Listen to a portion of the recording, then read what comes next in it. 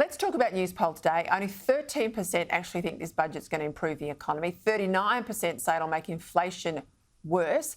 Now, voters aren't stupid, Dennis. You give people handouts, they know it's going to make spending increase, and spending increases, there goes inflation. And of course, at the back end of all of that, you force the RBA into jacking up rates again. Any wonder this budget's struggling? Well, look, I think if you look at the news poll numbers, it's pretty clear, and it is actually understandable. Of course, a small number of people say that they think they'll be personally better off because only a small number of people are better off as a result of the budget. Of course, the government is trying to address Middle Australia because Middle Australia got very little out of this budget. And so on a simple basis, that simple question of are you better off as a result of the budget, which is what Peter Dutton asked in his budget and reply, people are saying, no, we're not, or it makes no difference. On the key political question, and I did mention this in your absence last week, Peter, that there was a danger for the government that by bleeding out and announcing all of the good news about all of the help it was giving on cost of living to people who needed it most, quite legitimately, no choice, they had to do it. Jim Chalmers had to give out billions because of the promises the government had made. The key question then became on budget night, is it inflationary or not? And of course, that then became the argument for last week, and the news poll demonstrates that a majority of people either think it has not helped inflation or it has made it worse.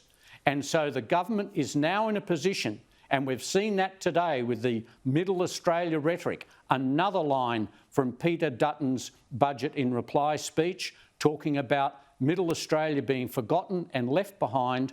So the government now has two major political problems. It's got to convince Middle Australia that it will help them in cost of living relief, as well as those who deserved it most. And it also now has to try and argue, as Anthony Albanese said, that the budget was deflationary. Now, the Reserve Bank only has to keep interest rates a bit higher, or as high for a bit longer, and this budget will have been deemed to have failed. The government has a major problem in its post-budget sales pitch and people's reaction to it.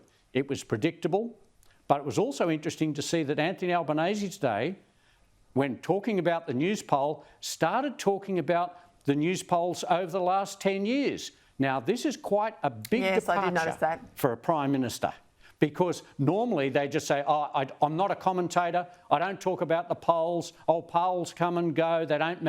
Instead, Anthony Albanese tried to use the history of news poll over a long period of time to say, this budget was actually in the middle band. That was a bad sign that Anthony Albanese has felt the need to have to engage with the news poll results, 100%. which tells you those 100%. news poll results are exactly what he's been told from his own pollsters.